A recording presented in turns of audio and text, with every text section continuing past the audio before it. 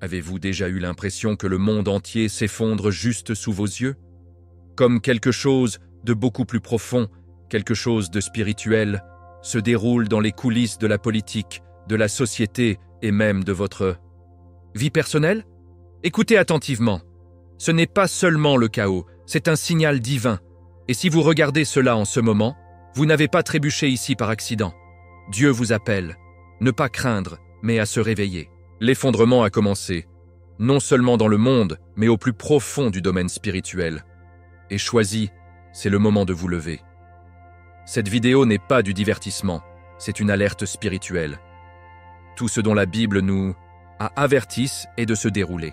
Les signes ne sont plus subtils, ils crient. Et si vous vous êtes toujours senti différent, mis à part, comme si vous étiez né pour quelque chose de plus grand, c'est pourquoi Jésus-Christ appelle ses élus pour rester fermes, se préparer et entrer leur affectation divine. Vous n'êtes pas ici pour survivre à cet effondrement. Vous êtes ici pour le traverser. C'est peut-être le message le plus important que vous aurez jamais entendu. Parce que ce ne sont pas seulement des informations, c'est la révélation. Si vous restez avec moi jusqu'au bout, vous comprendrez pourquoi votre esprit a été si agité. Vous allez enfin connecter les points entre vos essais, vos cadeaux et vos appels. Alors, ouvrez votre cœur. Faites taire le bruit et écoutez, non seulement avec vos oreilles, mais avec votre esprit. Parce qu'aujourd'hui, votre préparation se termine et votre mission commence. L'élu ne trébuche pas ce moment par hasard. Non, c'est un rendez-vous divin. Tout comme Esther est née pour un moment comme ceci, Esther 4,14, vous aussi étiez positionné par la main de Dieu en cette même saison. Ce qui peut apparaître comme le chaos mondial, les troubles personnels ou la confusion sociale, est en fait une explosion de trompettes des cieux. Un avertissement prophétique. L'effondrement a commencé, oui, mais pas pour vous détruire. C'est un tremblement destiné à vous éveiller. Tout autour, les systèmes tremblent, la morale s'érode, la vérité est réduite au silence, mais au milieu de celui-ci, un murmure du Saint-Esprit fait écho. Préparez-vous. Ce message n'est pas axé sur la peur. Il est alimenté par la foi. Et l'ami, la foi, lorsqu'elle est enracinée en Jésus-Christ, devient votre boussole et votre bouclier. Regardez autour de vous. Tu ne peux pas le sentir? Les gouvernements vacillent. Les catastrophes naturelles s'intensifient. Le tissu de la société s'effondre. Pourtant, ce n'est pas simplement le cycle de nouvelles, c'est la prophétie spirituelle qui se déroule sous nos yeux. Matthieu 24 n'est plus une réalité lointaine. C'est un témoignage vivant. Les signes dont Jésus a parlé sont vivants dans nos titres. Mais voici le secret, uniquement le discernement choisi. Alors que le monde voit un désastre, nous voyons l'alignement divin. Nous voyons la main de Dieu se déplacer dans le jugement et la miséricorde. À travers le chaos, Dieu appelle ses fidèles, ceux avec des oreilles à entendre et le cœur à obéir. Tout le monde ne comprendra pas. Ça va. La Bible dit dans 1 Corinthiens 2,14 que les vérités spirituelles sont une folie à ceux qui n'ont pas l'esprit. Mais vous, élus 1, vous savez mieux. Vous le ressentez dans vos os. Dieu n'agit jamais sans révéler ses plans à ses serviteurs les prophètes. Amos 3,7. Ce message aujourd'hui n'est pas un battage médiatique, c'est le paradis. Si vous regardez cela, vous n'êtes pas ici par erreur. Le paradis a orchestré ce moment. Votre esprit est convoqué à un nouveau niveau de sensibilité spirituelle. Dieu crie à travers le bruit, mais seuls ceux ancrés dans la foi entendront vraiment. Tu te souviens de Noah? Il n'a pas été pris au dépourvu par l'inondation parce qu'il a marché avec Dieu. Genèse 6,9. Comme Noah, on vous donne la prévoyance. Ne pas paniquer, mais pour se préparer. La Bible n'est pas seulement un livre pour le dimanche, c'est votre manuel de survie, de stratégie et de force spirituelle en ces derniers jours. N'attendez pas la confirmation lorsque les panneaux crient déjà. Cet effondrement, externe et interne, est un incendie de raffinage. C'est la séparation du blé de la balle, Matthieu 3,12, des moutons des chèvres, Matthieu 25,32. C'est une réinitialisation divine, pas pour condamner, mais consacrer. Dieu permet à cette turbulence, non pas parce qu'il a perdu le contrôle, mais d'exposer les idoles, les distractions et les tromperies.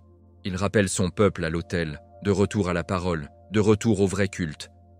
Donc si les choses dans votre vie tremblent, ne la maudissez pas, ne la consacrez pas. Dieu vous dépose pour vous construire plus fort. Comme l'or en feu, votre foi est testée afin qu'elle puisse briller plus que jamais. 1 Pierre 1, 7. Ce n'est pas une punition, c'est la préparation. Et choisis, cette préparation commence maintenant. Donc, ne vous rallumez pas. Ne brossez pas cela. Ceci est votre réveil. L'avertissement n'est pas de vous effrayer, mais de vous remuer. Que votre âme soit déplacée. Laissez vos genoux frapper le sol dans une prière respectueuse. Que la Bible soit plus qu'un livre décoratif, sans parler de la vie à vos jours. Parce que ce qui vient ensuite nécessite plus que la croyance.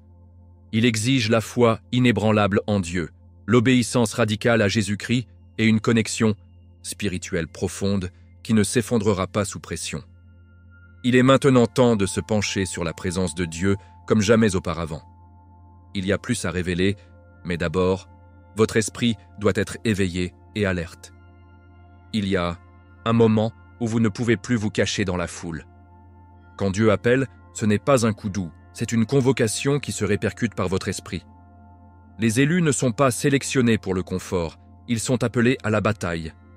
Dans cette heure spirituelle, la foi n'est pas facultative. C'est votre fondation. Cet appel n'est pas pour le tiède. C'est pour ceux qui ont ressenti le feu de Dieu dans leurs os. Ceux qui ont lutté dans la prière, pleuré en silence, et se sont toujours levés en déclarant « Bien qu'il me tue, mais je ferai confiance en lui. » Job 13, 15. Vous n'êtes pas ici pour vous mélanger. Vous êtes ici pour vous démarquer. Vous êtes-vous soumis à la foi, audacieux en vérité, et inébranlable dans votre identité en Jésus-Christ. Élu, cet effondrement n'est pas seulement une crise mondiale, c'est un tamisage spirituel. Beaucoup tomberont dans la distraction, la peur ou la paresse spirituelle. Mais toi, vous devez vous élever au-dessus du bruit. Votre objectif doit être sharp au laser. C'est la saison où votre vie de prière ne peut pas être décontractée. C'est à ce moment que la Bible devient votre bouée de sauvetage. Le psaume 119, 105 dit « Ta mot est une lampe à mes pieds et une lumière sur mon chemin. » Dans un monde trébuchant dans l'obscurité, vous portez cette lumière. Et pas seulement pour vous-même, mais pour les autres. Vous avez été choisi non seulement pour survivre à la tempête, mais pour en guider les autres. Que cette vérité s'enfonce. Vous avez été choisi par Dieu pour refléter sa gloire lorsque le monde est couvert d'ombre. Mais se tenir ferme dans la foi n'est pas toujours glamour. Cela signifie dire non lorsque le monde célèbre oui. Cela signifie garder vos yeux, vos oreilles, votre cœur, parce que le champ de bataille préféré du diable est votre attention. Colossiens 3, 2 nous exhorte. Définissez votre affection sur les choses ci-dessus, pas sur les choses sur la terre. Cela signifie désactiver le bruit et l'écouter dans la voix de Dieu. Cela signifie prendre le temps de jeûner lorsque les autres se régalent. Cela signifie prier à minuit lorsque les autres font défiler les médias sociaux. Il ne s'agit pas de religion. Il s'agit d'une relation. Et quand vous marchez vraiment avec Jésus-Christ, les choses de ce monde vous perdent leur emprise. Non pas parce que vous êtes parfait, mais parce que vous êtes choisi et vous connaissez le coût de cet appel. Être choisi signifie que vous êtes marqué. Spirituellement, l'ennemi sait qui vous êtes et il fera tout pour briser votre concentration. Mais plus grand est celui qui est en vous que celui qui est dans le monde. 1 Jean 4, 4. Vous n'êtes pas seul dans cette promenade. La Bible est remplie de celles choisies qui ont été mises à part dans les moments difficiles. Daniel dans la tanière du lion, Joseph dans la fosse, Esther dans le palais, Paul en prison. Aucun d'entre eux n'a eu la tâche facile. Mais ils avaient tous une chose en commun, la foi en Dieu qui a refusé de se plier. Ils n'avaient pas besoin d'applaudissements. Ils avaient besoin d'une onction. Et c'est aussi votre histoire. Vous avez été équipés d'un discernement spirituel, habilité par le Saint-Esprit et couvert par le sang de Jésus-Christ. Il est maintenant temps de marcher comme ça. Ainsi, tandis que les autres dorment spirituellement, vous devez rester éveillés. Alors que d'autres poursuivent dans le confort, vous devez poursuivre les appels. Ce n'est pas le moment de rétrécir, il est temps de se lever. Parce que l'effondrement n'est pas un piège, c'est un test. et ce test séparera le curieux des engagés. Dieu regarde, les anges regardent. Le paradis se penche pour voir comment vous réagissez. Choisiras-tu la foi ou la peur? Allez-vous vous tenir debout ou échelonner? C'est votre moment pour répondre à l'appel. Pas avec des mots, mais avec des actions. Laissez votre vie crier, in ce que vos lèvres pourraient avoir trop peur de dire « Me voici, Seigneur, envoyez-moi » Ésaïe 6, 8. La foi n'est pas un sentiment, c'est un choix. Il est facile de parler de foi quand la vie est calme, mais la vraie foi est forgée dans le feu. Les élus ne sont pas définis par ce qu'ils échappent, mais par ce qu'ils endurent tout en s'accrochant à Dieu. En ce moment de l'effondrement, la peur essaie de louer de l'espace dans votre cœur, mais elle n'a pas de juridique là-bas. On ne vous a pas donné un esprit de peur, mais de pouvoir, d'amour et d'un esprit saint. 2 Timothée 1, 7. Ce n'est pas seulement un verset, c'est une déclaration d'identité. Lorsque les tempêtes font rage, le monde tremble, mais vous, choisis un, vous êtes ancré dans les promesses de Jésus-Christ. Votre fondation n'est pas la nouvelle, l'économie ou les opinions, c'est la parole inébranlable de Dieu. La peur est bruyante, intrusive et persistante. Il murmure les mensonges et exagère les menaces. Mais la foi parle avec l'autorité. La foi dit « Même si je traverse la vallée de l'ombre de la mort, je ne craindrai aucun mal, car vous êtes avec moi. » Psaume 23, 4. Remarquez quelque chose. David n'a pas évité la vallée, il l'a traversée avec confiance en Dieu. C'est ce que fait Faith. Il ne nie pas la réalité, il déclare la victoire au milieu de celui-ci. La foi n'est pas passive. Il ne s'agit pas seulement d'espérer que les choses s'améliorent. Il est confiant que même s'ils ne le font pas, Dieu est toujours bon. La Bible nous montre d'innombrables fois comment la foi a bougé des montagnes, a arrêté la bouche des lions, a guéri les malades et a même ressuscité les morts. Et ce même pouvoir vit en vous. Les élus, ce n'est pas le moment de rétrécir. Hébreux 10, 38 dit « Mais mon juste vivra par la foi, et s'il se rétrécit, mon âme n'a aucun plaisir à lui. » C'est sérieux. Dieu se réjouit de ceux qui lui font confiance, même lorsque les chances semblent impossibles. Pensez à Pierre. Il marchait sur l'eau, non pas parce que la tempête s'est arrêtée, mais parce qu'il a fixé ses yeux sur Jésus. Au moment où il a regardé le vent, la peur le tira vers le bas. C'est ainsi que la peur fonctionne. Il distrait, il isole, il déforme. Mais la foi restaure votre vision, centre votre âme et vous rappelle que Jésus-Christ commande toujours les vagues. Donc, si vous êtes dans une tempête aujourd'hui, ne maudissez pas le vent. Soulevez vos yeux et votre foi à la tête de celle qui la calme. La peur est contagieuse, mais la foi aussi. Lorsque les autres vous voient louer Dieu dans la douleur, priant quand vous n'êtes pas sûr, citant la Bible lorsque le monde se moque de l'Écriture, qui parle plus fort que 1000 sermons. La foi est un témoignage, et c'est votre arme. Éphésiens 6, 16 l'appelle le bouclier de la foi, qui éteint toutes les flèches enflammées du mal. Dans ces derniers jours, choisis, vous avez besoin de ce bouclier élevé. L'ennemi lancera le doute, l'anxiété et la confusion dans votre esprit, mais vous vous tenez avec foi. Vous déclarez les promesses de Dieu, même lorsque votre situation crie le contraire. C'est le genre de foi qui terrifie l'enfer et attire l'attention. Soyons clairs. La peur n'est pas seulement une émotion, c'est une stratégie spirituelle pour vous déconnecter de votre objectif. Mais vous avez été choisi pour plus. Vous avez été créé pour marcher par la foi, pas par la vue. 2 Corinthiens 5, 7. Cette promenade n'est pas facile, mais c'est sain. Vous ne naviguez pas seul ces eaux, Dieu est avec vous, Jésus-Christ intercède pour vous et le Saint-Esprit vous habilite. Alors, respirez profondément. Dites le mot à haute voix et rappelez à la crainte à qui vous appartenez. Parce qu'une fois que vous commencez à vivre de la foi, tout change.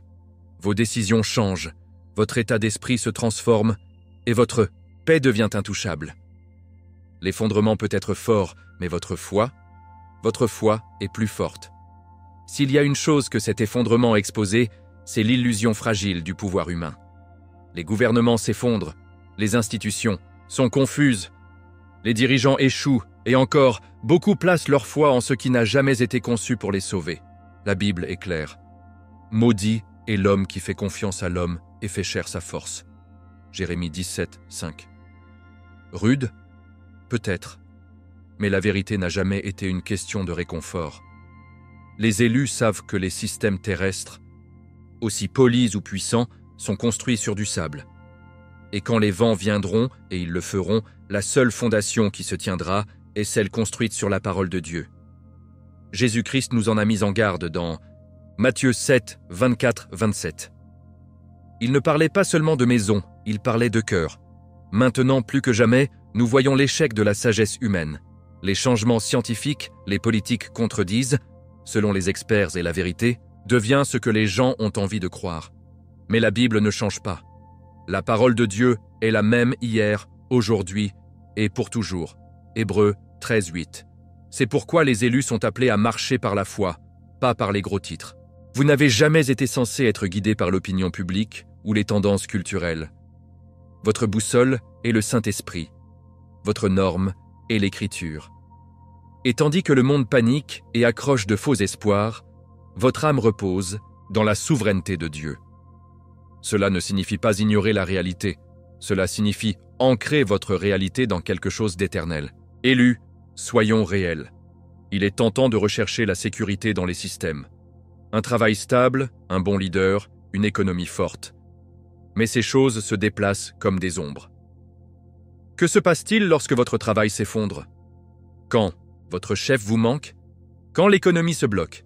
Votre paix s'effondrera-t-elle avec eux? Ou votre foi restera-t-elle?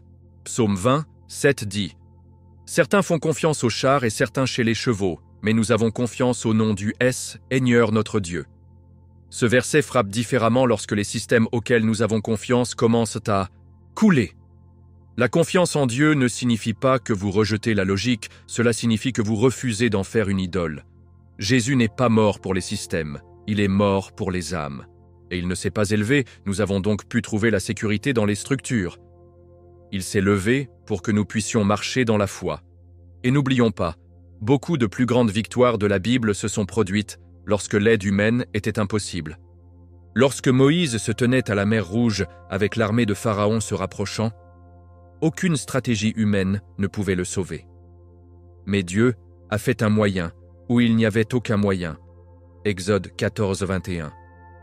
Lorsque Gidéon a fait face à une armée massive avec seulement 300 hommes, il ne faisait pas confiance en nombre, il a confiance en la voix de Dieu. Juge 7. Et qu'en est-il de Daniel, jeté dans la tanière des lions par un système corrompu? Il n'a pas paniqué, il a prié. Et Dieu a fermé la bouche des lions. Daniel 6, 22. Ce ne sont pas des contes de fées, ce sont des plans, des exemples. Pour les élus à suivre lorsque les systèmes échouent et que la foi est la seule chose qui reste debout. Donc, si votre cœur a été ébranlé par la déception envers les dirigeants, si vous vous êtes senti trahi par les promesses du monde, laissez cette douleur vous rapprocher de celui qui ne manque jamais. Laissez-le vous en déshabiller de fausses sécurités et vous conduire à la croix, où la grâce, la vérité et l'espoir éternel se rencontrent. Dieu ne vous demande pas d'être aveugle, il vous demande d'être audacieux. Assez audacieux pour s'éloigner des idoles artificielles et entrer pleinement dans la confiance. Confiance en son timing. Confiance en sa parole. Faites confiance à son plan. Parce que lorsque tout le reste s'effondre, votre foi en Dieu sera la seule chose inébranlable. Et dans cette foi, choisie, vous ne trouverez pas seulement la survie, mais la force surnaturelle. La résilience spirituelle n'est pas construite du jour au lendemain, elle s'est formée dans le feu, testée dans des épreuves et affinée par l'obéissance. Élu 1, comprenez ceci. Votre force n'est pas seulement dans la façon dont vous priez ou combien de versets vous mémorisez, bien que ce soit des outils puissants. Votre véritable résilience est prouvée lorsque la vie vous frappe durement et que vous choisissez toujours de s'agenouiller. C'est lorsque vous êtes entouré de doutes, mais vous déclarez la foi. Quand le monde dit « arrêtez » et vous dites « mais Dieu ». Éphésiens 6, 13 commande « ayant tout fait pour se tenir debout ». Ce n'est pas passif, c'est la guerre. Et se tenir debout ne signifie pas immobile. Cela signifie enraciné, profondément dans le sol de la parole de Dieu, arrosé par une prière constante, formé par la présence de Jésus-Christ. Vous ne devenez pas résilient par accident, vous devenez résilient par décision. Chaque matin, vous choisissez Vais-je nourrir ma peur ou ma foi? Vais-je commencer la journée à faire défiler le chaos ou à tremper dans les Écritures? Les habitudes spirituelles comptent, car ils entraînent votre esprit à choisir Dieu plutôt que le bruit. Philippiens 4, 6, 7 nous rappelle que la paix passe par la prière et l'action de grâce, pas la panique et la plainte. Vous voulez une force spirituelle? Ensuite, priez comme si votre vie en dépend, car c'est le cas. Vous ne savez pas quoi? Priez? Commencez par les psaumes, parlez-les à haute voix, laissez les paroles de David, rond, honnête, fidèle. Remettez-vous votre bataille. Je vais soulever mes yeux vers les collines, d'où vient mon aide. Psaume 121, 1. Rester enraciné dans la Bible, c'est comme ancrer votre âme dans la vérité éternelle. Le monde vous lancera des allers-retours, mais la parole de Dieu vous tient stable. Jésus a dit dans Jean 15, 7, « Si vous demeurez en moi et que mes paroles demeurent en vous, demandez ce que vous souhaitez, et cela sera fait. » Reste-clé, c'est la clé. Pas visiter, pas un coup d'œil, se conformer. Cela signifie prendre du temps. Désactiver les distractions. Assis en silence et laissant l'esprit parler. Laissez les Écritures vous affronter, vous réconforter et vous appeler plus haut. Et quand il est difficile de rester cohérent, rappelez-vous, l'ennemi fait des heures supplémentaires pour vous garder hors de la parole parce qu'il sait ce qu'il fait à votre âme. Un croyant qui vit dans la Bible est une menace pour chaque mensonge des ténèbres. Mais ne vous arrêtez pas là, sans faire l'exemple. La résilience se multiplie lorsque les autres le voient, que votre foi soit contagieuse. Ne parlez pas seulement de Dieu, demandez-le. Dans vos mots, dans votre paix, dans la façon dont vous pardonnez et comment vous vous présentez lorsque les autres vérifient. Titus 2, 7 dit « Dans tout, donnez-leur un exemple en faisant ce qui est bon. » Les gens regardent, surtout en crise. Votre calme n'est pas une faiblesse. C'est la guerre. Votre cohérence n'est pas ennuyeuse. Elle est puissante. Soyez celui qui continue de se présenter, qui continue de prier, qui continue de parler la vie. Parce que ce faisant, vous ne survivez pas seulement à l'effondrement, vous aidez les autres à survivre aussi. C'est ce que font les élus, ils mènent au milieu du feu. Et lorsque vous vous sentez fatigué, découragé, voire invisible, faites noter que Dieu voit toutes les graines que vous semez.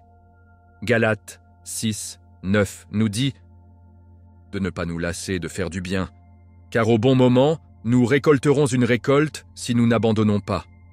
Cette récolte peut ne pas venir demain, mais ça viendra. La résilience spirituelle n'est pas bruyante, elle est fidèle, calme, persistant, construit sur le dos de 1000 petites obéis. Et quand le monde ne voit rien, le ciel voit tout. Alors continuez d'appuyer, continuez à tenir vite, parce que l'effondrement ne fera que secouer ce qui n'est pas enraciné. Et vous, choisis un, vous avez été fait pour durer. Pas seulement pour vous, mais pour ceux que vous êtes appelés à diriger. Élu une, votre obéissance est plus grande que vous. Il y a un réveil dans le royaume des esprits, et vous avez été trié sur le volet par Dieu pour aider à le diriger. Pas parce que vous êtes parfait, mais parce que vous le souhaitez. Le leadership dans le royaume ne concerne pas une plateforme, il s'agit de posture. La posture de votre cœur devant Dieu. Dans Matthieu 20, 26, Jésus a dit « Celui qui veut devenir grand parmi vous doit être votre serviteur. » En cette saison d'effondrement, Dieu élève les chefs de serviteurs, ceux qui ne recherchent pas de disciples, mais cherchent le visage de Jésus-Christ. Les gens qui ont été écrasés en privé, formés en silence et qui portent maintenant un poids spirituel que le monde ne peut pas comprendre. C'est toi. Vous ne vous sentez peut-être pas qualifié, et c'est exactement pourquoi vous l'êtes. Dieu ne choisit pas le fort, il renforce les élus. Pensez à Moïse, hésitant, peu sûr, peur de parler. Pourtant, Dieu l'a appelé à diriger une nation, Exode 3-4. Pensez à Jérémie, jeune, non préparé, tremblant de doute de soi. Mais Dieu lui a dit « Ne dites pas « Je suis trop jeune, car je suis avec vous ». Jérémie 1, 6, 8. Et n'oublions pas les disciples, des hommes ordinaires, beaucoup sans instruction mais remplis de l'esprit, ils ont renversé le monde. Vous n'avez pas besoin d'un titre pour être utilisé par Dieu. Vous avez besoin d'un oui, un cœur rendu, une volonté de dire « Utilisez-moi, Seigneur », même quand ce n'est pas pratique. Le leadership commence par l'éveil, d'abord en vous, puis à travers vous. Cette saison concerne l'ouverture des yeux spirituels, les cœurs qui prennent le feu et les cadeaux dormants remués. Vous êtes né plus que routine. Au fond, vous l'avez toujours su. Cette agitation intérieure, ce tir dans votre esprit, c'est le Saint-Esprit qui vous appelle plus haut. Éphésiens 5,14 dit « Réveillez-vous, dormez, ressuscitez des morts, et le Christ brillera sur vous. » Il ne s'agit pas seulement de se réveiller du péché, il s'agit de vous réveiller à votre but.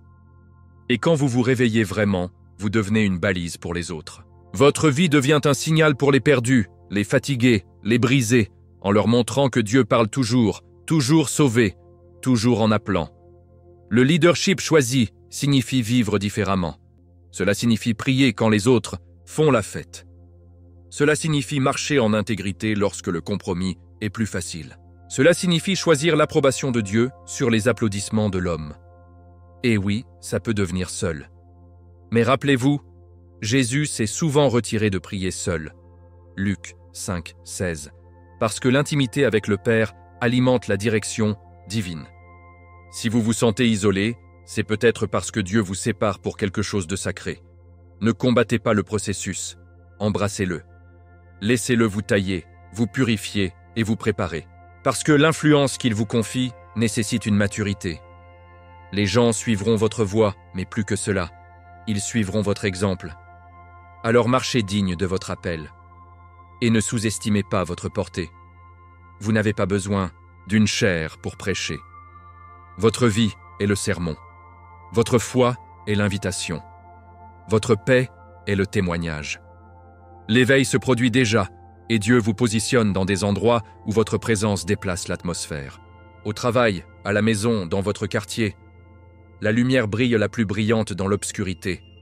Alors montez, élu un, conduire avec humilité, l'amour sans compromis, parler avec audace, marcher avec la foi, parce qu'au milieu de cet effondrement, le renouveau augmente et vous avez été choisi pour le porter. La victoire ne ressemble pas toujours à la célébration. Elle commence souvent en silence. Cela commence dans les endroits calmes où votre âme décide « Je ferai confiance à Dieu, quoi qu'il arrive ». C'est là que la vraie victoire naît. Pas en l'absence de lutte, mais en présence d'une foi inébranlable. Élu, l'effondrement. Autour de vous est réel, mais il ne peut pas vous conquérir. Pourquoi ? Parce que votre victoire a été scellée bien avant le début des tremblements. 1 Jean 5, 4 dit « Pour tous ceux nés de Dieu surmontent le monde. C'est la victoire qui a surmonté le monde, même notre foi. » Avez-vous attrapé ça ? La foi n'est pas seulement un outil, c'est la clé réelle qui débloque votre triomphe au milieu du chaos. Lorsque vous marchez par la foi, vous vous alignez avec le ciel. Vous arrêtez de réagir à ce que le monde vous lance et commencez à répondre à ce que Dieu parle sur vous. Et que dit-il ? Il dit que vous êtes plus qu'un conquérant par Jésus-Christ, Romains 8, 37. Pas à peine survivant, plus qu'un conquérant. Cela signifie que même lorsque la vie vous frappe dur, vous ne descendez pas, vous allez plus loin.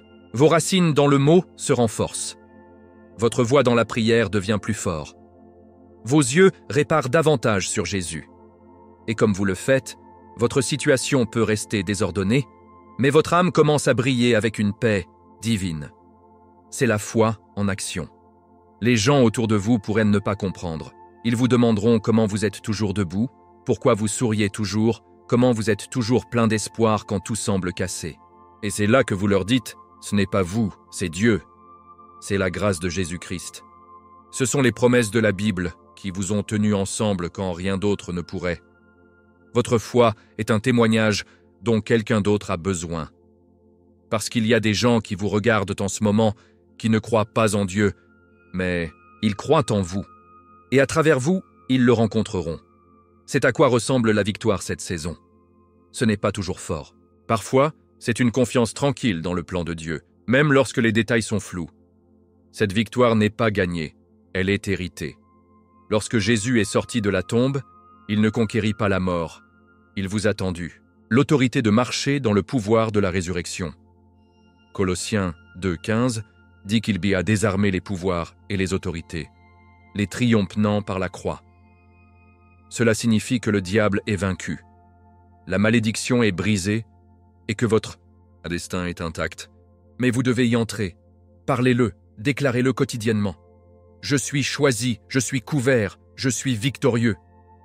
Laissez votre foi guider vos pas, gardez vos pensées et gouvernez vos décisions. Parce qu'aucun effondrement, aucune attaque, aucun système ne peut renverser ce que Dieu a déjà déclaré victorieux. Votre histoire se termine par un triomphe parce que Dieu l'a écrit. Voici donc votre charge, choisie.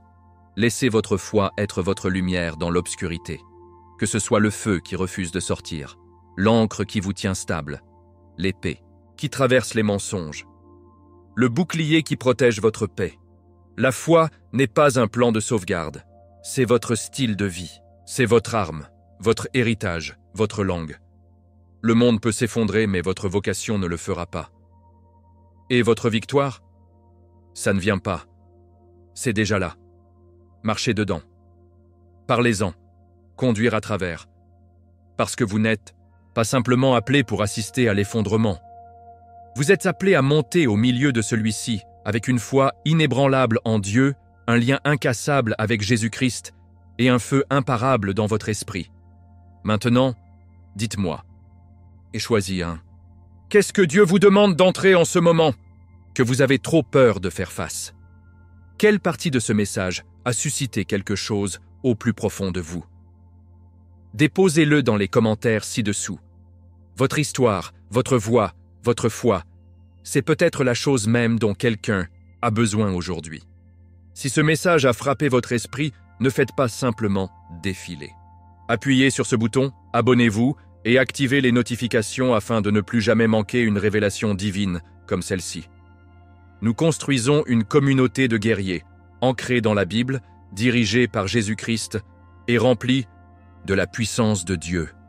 Vous appartenez ici. Et ne partez pas encore, cliquez sur la prochaine vidéo qui est déjà sur votre écran. Cela va vous emmener plus profondément dans la vérité, plus profondément dans votre objectif, et plus profondément dans la foi qui ne peut être ébranlée. Avec l'amour, la foi et le feu dans mon esprit, je suis José. Rendez-vous dans la prochaine vidéo. Dieu vous bénisse.